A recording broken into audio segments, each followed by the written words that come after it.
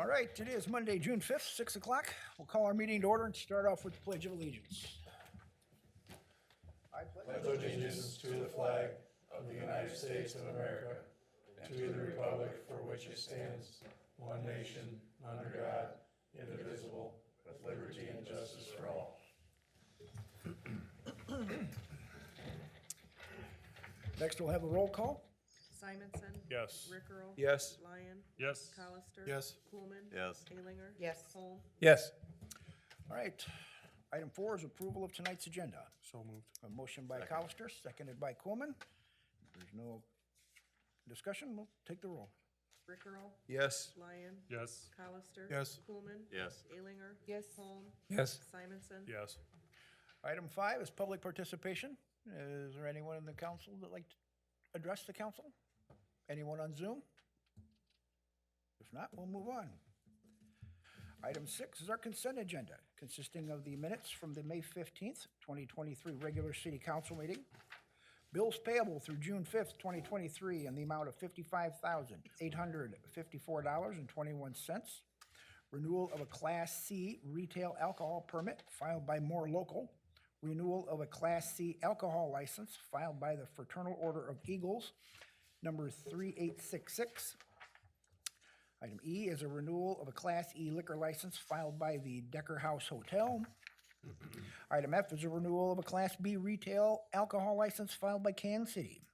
G is a resolution approving change order number 4 and change order number 5 submitted by Sheets Design and Build for Innovate 120 project. Item H is appointment of Ben Davison and David Neumann to the Building Code of Appeals Board.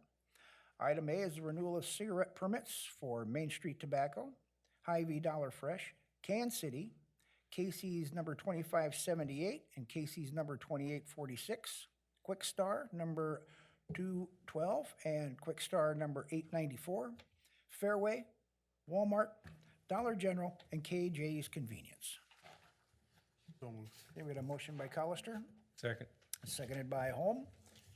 If we have no discussion, take the roll.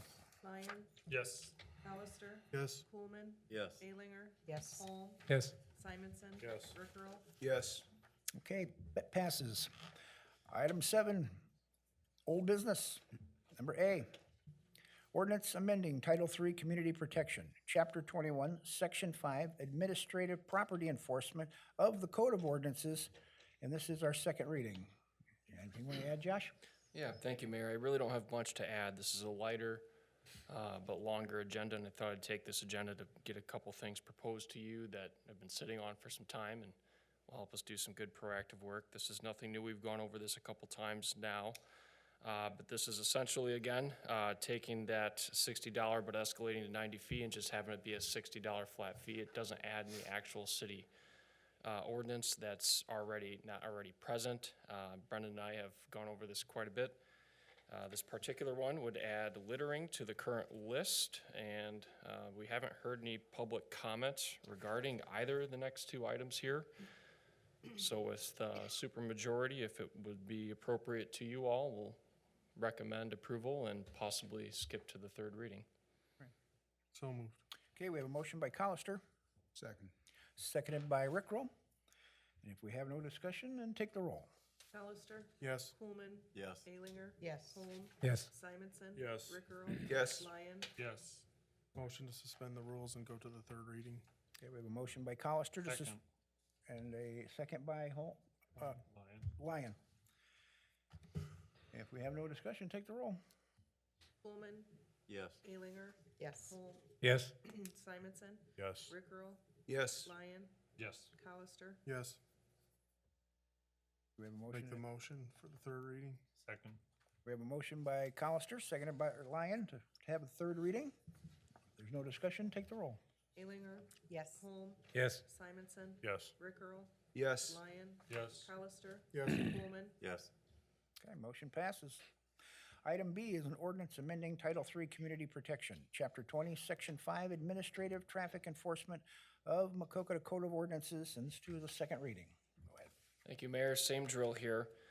The red text highlights the addition of overweight restrictions, which we haven't modified at all, but in anticipation of potential action in the future, We want to make sure that our police officers can respond to these concerns without having to write state tickets to local drivers. So moved. Okay, we have a motion by Colister, Second. seconded by Holm. If we have no discussion, take the roll. Holm, Yes. Simonson. Yes. Rick Earl, Yes. Lyon, Yes. Colister. Yes. Coolman, Yes.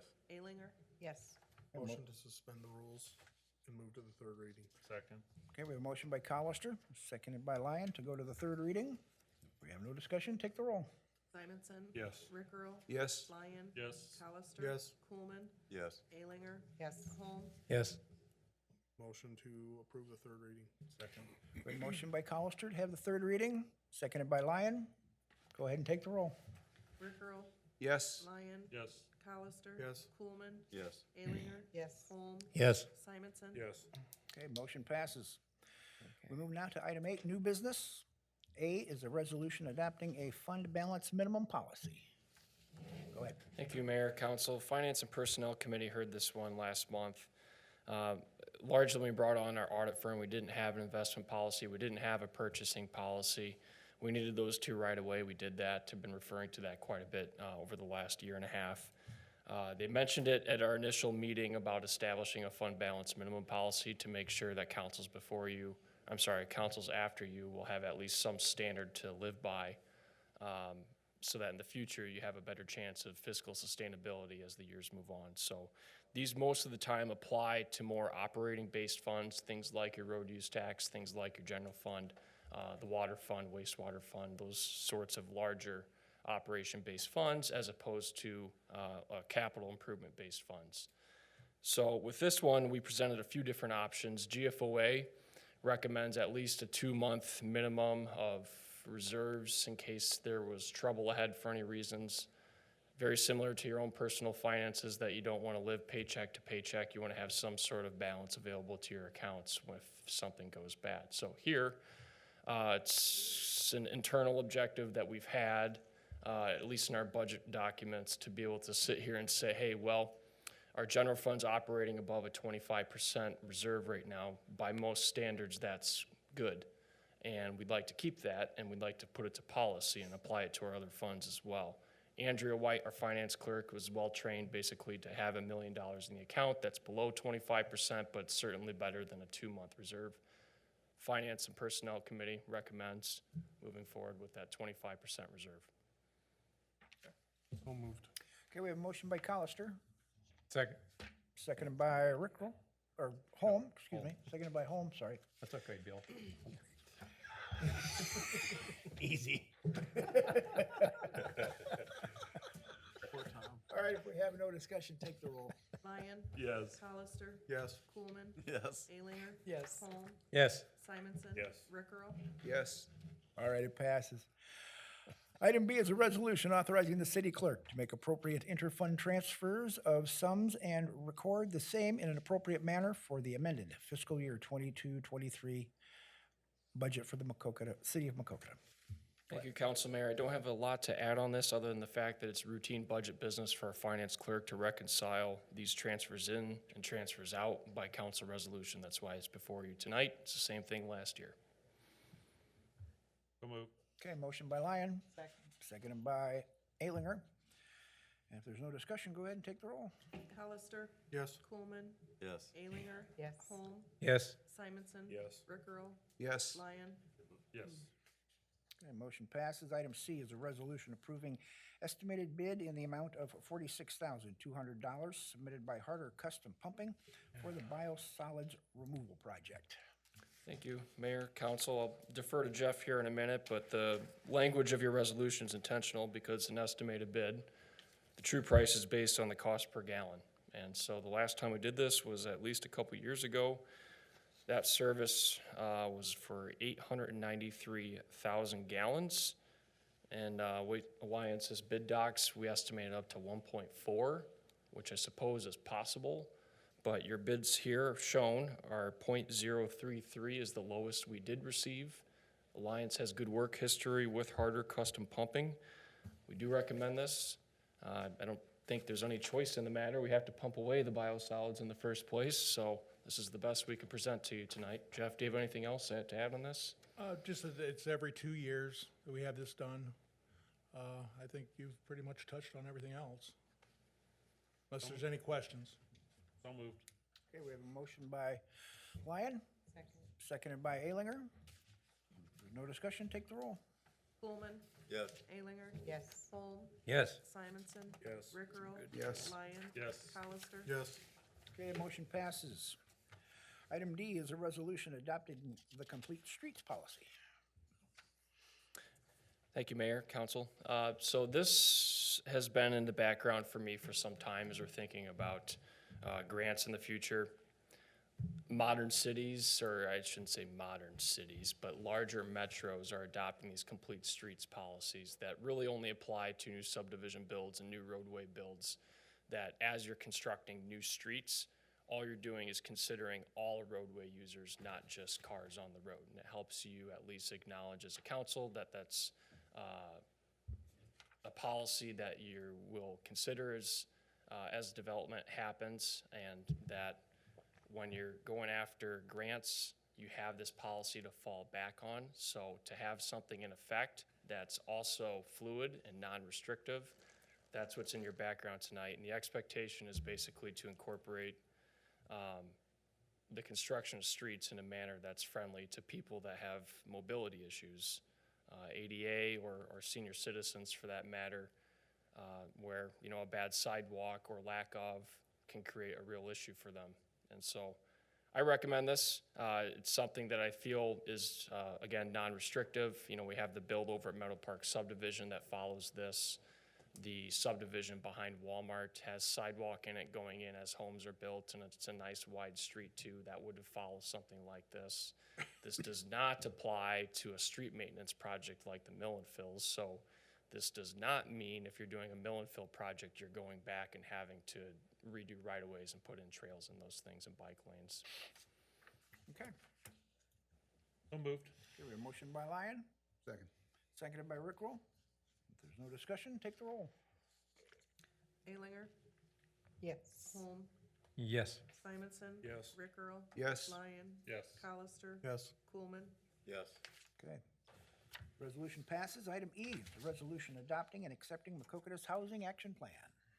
Go ahead. Thank you, Mayor, Council. Again, this has been in the background on my desk for some time. It did help build the justification for the new urban revitalization program that you did pass. We had received an initial draft, and you know probably better than I at this point what type of homes, what types of apartments, where you need them, all those things. And so when you receive a document telling you much of what you think you already know, there's some things to really focus on, and one of those was urban revite, and I asked ECIA to go do a survey of the city managers. They did reference in the plan to talk about what worked for them in their urban revite. So they did follow up, gathered some data for us, helped push the narrative forward that this is helping their communities, which ultimately got to you for approval of a new urban revitalization program. So some of the basic conclusions of this Maquoketa Housing Action Plan are: one, we need workforce housing. I think every employer would tell you about the same thing. I think another key statistic is the trend of this micro-urban housing. And by that I mean downtown apartment living. 124 South Main and above the Mitchell-Maskery Mill. I don't know the rents offhand, but those are all occupied at this point. We had a volunteer go around from landlord to landlord about 4 months ago now and determined that of the 111 apartment units that can be occupied in the downtown district, 110 were actually filled and being rented. So the demand for apartments in that upper story where they can go down to a restaurant, enjoy themselves in the green space and these things, it seems to be working, and that is further kind of emphasized in this plan too. So it's a good read. It's good to adopt the plan. It's something that ECI has been working on for the better part of 2 years now, and it's in front of you for approval. Okay, do we have a motion? So moved. We have a motion by Rickrell, Second. seconded by Lyon. Any discussion? Take the roll. Holm. Yes. Simonson. Yes. Rickrell. Yes. Lyon. Yes. Colister. Yes. Coolman. Yes. Alinger. Yes. Okay, motion passes. Item F is a resolution amending an upper story housing agreement Upper Story Housing Operating Agreement, Mortgage and Community Development Block Grant Upper Story Rental Housing Conversion Program Promissory Note between Robert J. Osterhaus Trust and the City of Maquoketa, located at 124 South Main Street here in Maquoketa. Thank you, Mayor, Council. This effectively is the Maquoketa Art Experience Upper Story, which you know because you're tied into grants for a pretty large amount, as you can see. There were some reporting concerns. It was an incorrect title at the time, and due to that error, the state needed to reset what is actually on the legal agreements, and so it's back in the trust of the Robert J. Osterhaus. All we're doing here is approving it going back to the trust, resets the date for compliance, which is an additional 5 years. Okay. So moved. Okay, we have a motion by Colister, Second. seconded by Alinger. Any discussion? Then take the roll. Simonson, Yes. Rickrell, Yes. Lyon, Yes. Colister. Yes. Coolman, Yes. Alinger, Yes. Holm. Yes. Okay, the resolution passes. Item G is a resolution approving amendment number 3, reducing the scope of inspection services in the amount of $78,000 from Origin Design for stormwater levy project. Thank you, Mayor, Council. We're cruising right through this whole thing tonight. So this one, and the mayor was a part of the bidding at first, and we were over budget for the stormwater levy project. We largely had this, we're not doing this project conversation, and we rebid. We'll re-engineer it as well, so down to about 3/5 of the original scope, and this is now focused pretty much on what the levy actually is down by the river. So we got a good offer, just barely above what our budget is in the first place, but it's enough to ask the question, do we even need to be paying Origin $128,000 for inspection services then, if we're not getting reimbursed by any federalized money in this, or any federal money? So the EDA kind of gave us that freedom, and Origin kind of knew this was coming a little bit too, and we kind of continued a conversation with Frank and Mark Rudin from Origin about what a potential partnership looks like, what are our options at this point, because we're now at the beginning of the project. It's a little bit different than the Platt Street project in that, we did have an interest, but he didn't want to step in 95% into the project. He said he would have if it was at the beginning. So we were sitting on a moment where I think that Origin took a look at what they could do for the critical components of the job. And the way I understand the job is that there's probably about 2 weeks intermittently that are extremely important, and they'll be here for that, so as long as you accept this proposal tonight. Otherwise, Frank will be doing about 10 hours a week of check-ins and logs, working with John to take over some of his duties, and this brings off about $78,000 from that original inspection contract. So it's a small win, but it's something for you to think about and hopefully vote for tonight, and trust Frank to do the daily logs, and trust Origin hopefully to do the critical parts. So moved. Okay, we have a motion by Colister, Second. seconded by Coolman. If there's no discussion, take the roll. Rickrell, Yes. Lyon, Yes. Colister. Yes. Coolman, Yes. Alinger. Yes. Holm. Yes. Simonson. Yes. Okay, that passes. We've made it to 9, reports and communications. Is there anything from any of the council members? I'd like to thank Frank for being willing to take on the extra duty. Yeah. Way to go, dude. We have faith in you, Frank. Well, let's not get carried away. Make sure you vote of confidence, Josh. Hey, I motioned it. That's all you're getting out of me, Frank. That's enough, though. Do we have anything from the city manager? Just that the next meeting will be the Platt Street focused one. So gave you a small win here tonight. I'm hoping to deliver another big win next agenda, but next meeting is likely going to be the change order conversation for Platt Street. So just want to make you all aware of that. Okay. We have no executive session, so I'd entertain a motion to adjourn. So moved. Motion by Colister. Seconded by Lyon. All in favor, say aye. All right. Any opposed? We're adjourned.